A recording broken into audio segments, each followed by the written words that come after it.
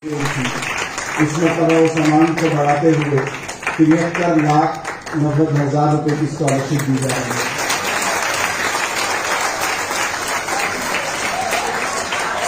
गुज़श्ता साल 315 तालिबात यूनिवर्सिटी के main campus और ऑफ कैंपस से जी।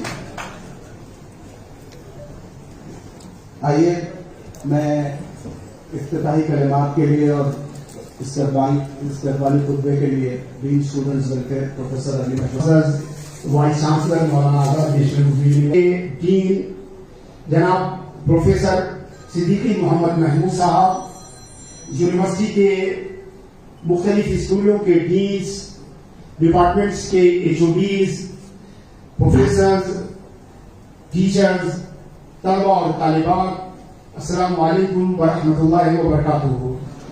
अल्लाह रब्बुल इज्जत का